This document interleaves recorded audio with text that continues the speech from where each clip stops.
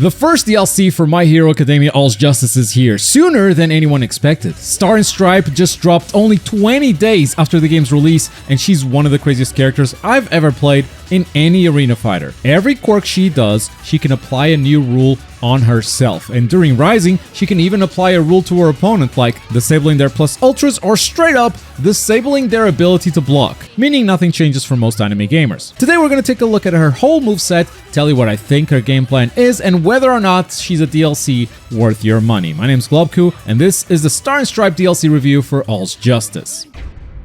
Let's go through her basics. This character has a very good running speed. She feels fast and is able to contest neutral against most of the cast. Her target combo on the ground lands these 3 hits, knocking the opponent up, and her jumping target combo ends in a soft knockdown. Her unblockable is incredible. It's basically All Might's Carolina Smash without the guard point. But it goes really far for an unblockable, and the hitbox of the attack itself is also pretty good. I've caught some opponents trying to tag in or out of this. As for her counterattacks, both her grounded and the aerial version are these punch flurries, which you can extend for more damage if you mash the button. Those are the basic attacks of the character, but where she really shines is with her quirks.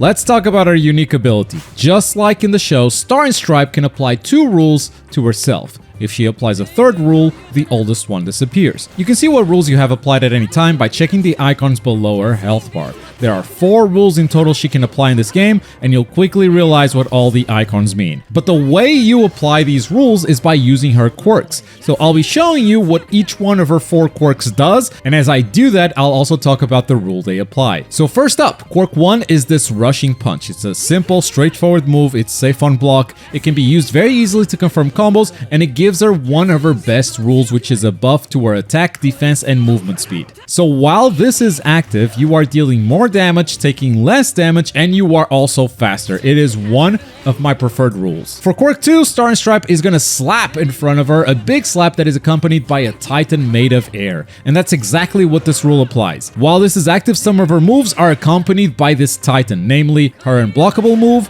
her counterattacks, her quirk 1, and of course her quirk 2. The titan looks really powerful, but it's also a double-edged sword, as it completely changes your combo routes. It's part of the reason why this character is not easy to pick up and play, since our gameplay completely changes depending on what rules she has applied. This one in particular, though, can mess up a lot of your routes. The unblockable, for instance, no longer gives you a combo, it's just a bigger unblockable. Unless you're in the corner, it actually works there. So you always have to be mindful of this buff. Plus, the quirk 2 slap itself is unsafe on block. The range is fine, but not really enough for zoning, so it's an ability you're not going to use too much outside of combos, because in combos, it is actually one of your best finishers, especially if you want to go for plus ultra. Quirk 3 is her zoning tool. It's a beam that has very good range and okay tracking. Doesn't make her a zoner by any means, but gives her an option to keep the opponent in check. It's a quirk that actually deals a lot of stamina damage on block, but it's not very safe to use. The rule it applies is that of kind of an anti-zoner. If you hold block on a projectile, you will actually grab it. It won't do any block stun, it won't deplete your stamina too much. I mean, it will deplete slowly as you're holding the projectile, and once you let go of block, you will shoot the laser back in a form that kind of looks like your quirk 3. This is an incredible anti-zoning tool that even works on unblockable projectiles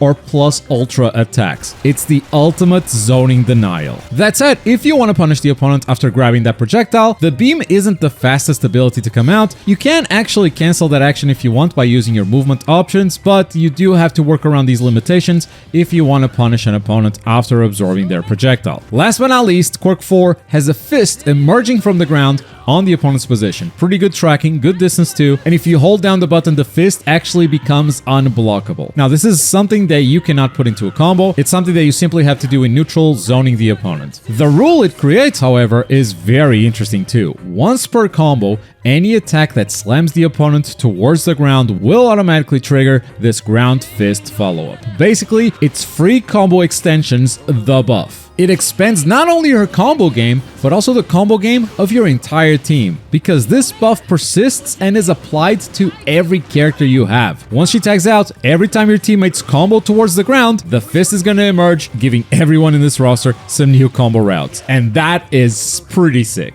But that is her quirk set. Because I know that was a lot, let's do a quick recap. Quirk 1 is a rushing punch that applies a buff to her attack, defense, and movement speed. Quirk 2 is a slap that applies the air titan to some of your attacks. Quirk 3 is the projectile that makes you able to grab enemy projectiles. And Quirk 4 is the ground fist that creates automatic extensions for you and your teammates. And if you think that's crazy, let's go into a Rising. Now, the character doesn't change too much in Rising at first. The menus say that her quirks 1, 3, and 4 are enhanced, but honestly I couldn't tell the difference. The biggest change is that now she can apply a rule to the opponent, not just herself. To apply this rule, you have to either land a full target combo or land her Rising action, which is Force Drop. If you do either one of these, this menu pops up and you can choose what you want to apply to your opponent until your Rising ends. And your options are sealing their plus ultra, sealing their guard, sealing their Rising action, or applying a debuff to their attack, defense, and movement speed. No matter which one you choose, you will be disabling the opponent's ability to tag out. They will be locked in with you. But applying a rule on the opponent means that now you can only hold one rule on yourself. So once again, you have to be very mindful of what you have because it completely changes how you play. It's a very unique, very creative moveset so far, but no moveset is complete without a plus ultra.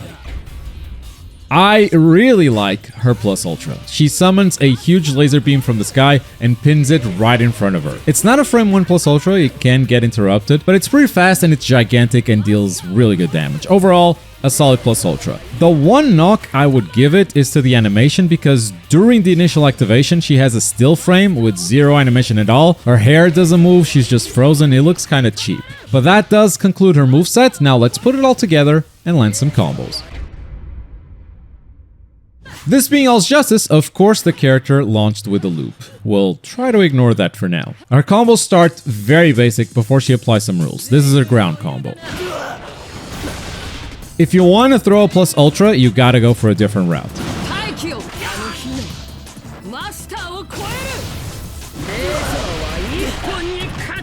In the air, the route is pretty similar to that plus ultra combo.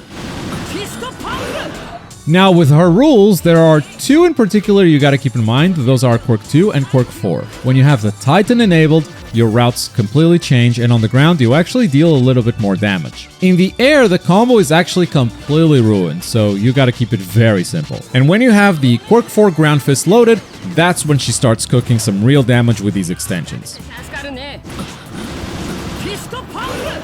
In the air, it's still fairly simple though, but the extra jumping attack does give her a nice damage boost. And then I made this Rising combo that felt kinda good. I get to do a Rising cancel and then seal my opponent's guard and deal more than half of their health. And since they can't block, maybe I just throw a raw plus ultra afterwards. I don't know. I think this can catch some people, and I can probably take a character from full health to 0 with a route somewhat like this. But let's talk about our game plan. Star and Stripe always starts the battle with the Quirk 1 buff active, and honestly, that's one I like to keep active for as long as possible. Since we can have 2 though, I usually go for Quirk 4, so I also get some saucy combo extensions and give that to my teammates as well. That does require practice, by the way. It's very easy for you to drop combos if you're not counting on the ground fist showing up. It can mess your usual routes, but I think you'll find that it helps you more than it hurts. You really just gotta practice a little bit to learn what your other characters can do when Star is on your team. That said, it's important to stay flexible and not force these 2 rules on yourself, otherwise you might be giving up valuable opportunities to deal damage and to trap your opponent. If you find yourself with a Titan buff, for instance, your enhanced Quirk 1 can be very oppressive on block. And of course, if you're up against zoners, Quirk 3 becomes a must-have on your kit. So even though I like having Quirk 1 and Quirk 4 buffs, it's just not possible to have those 2 all the time. I mean, if you're ending combos with Quirk 2, you're gonna get the Titan buff. If you're ending combos with a plus ultra, that automatically changes your rules to the Quirk 3 and the Quirk 2. You really gotta get comfortable with all the different rule combinations and find your space to change it back to your optimal setup, if you even end up doing it at all. Sometimes you just throw a quirk to change a rule, and tag out. Her neutral is a bit honest though. She doesn't have any incredible neutral skips, but she does have pretty good buttons and movement speed, so you can definitely do the work. I like playing her in the point position so I can set up the ground fist before tagging out. If she starts as an assist, you won't have the ground fist for your team until you bring her in. But I also understand that she might not be the best character to play solo while you're waiting for that first assist cooldown to end. Her rising doesn't feel like it's something mandatory to use if you're trying to win. Yes, the effect is very strong, but you have to land a hit for it to be applied. And you have to play very honest neutral. That said, if you do activate it, in my opinion, the best options to go for are the debuff and the no blocking. I can see sealing the plus ultra in some situations being good, maybe against someone like Coda. And sure, sealing Armored All Might's rising action also sounds really nice. But against most characters, I think you're either taking their ability to block or you are debuffing them completely. Removing their ability to block leads to easy resets. It's very hard to deal with, honestly, but the debuff can also be useful, especially against characters that you are struggling to catch. If you're up against someone who is faster than you that is trying to time out your rising, the movement speed debuff is going to make even the fastest characters feel slow, so I think that's a very good option in some matchups. Let's wrap up this video with my review.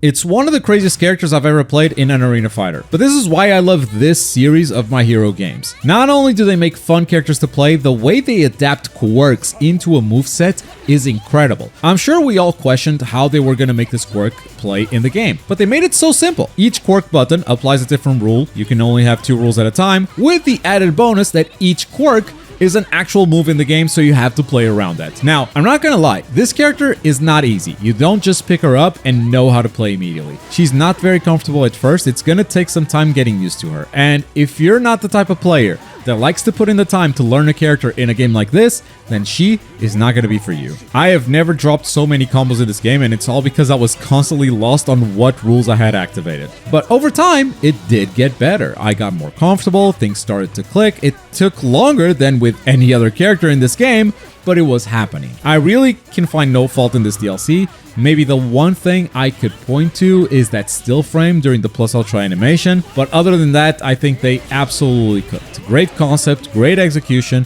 It's not a character for everyone, but hey, this is a game with 69 characters now. Nice. Each one is just as unique. Not everyone is going to fit every taste, but I love what they did with Star and Stripe. And that's my review for the character. Hope it helped you understand what you are getting into, or if you already bought the DLC, I hope this video helped you enjoy her more. For more My Hero Academia, make sure to subscribe, and as always, thank you very much for watching. My name's Globku, and I'll see you next time. Bye.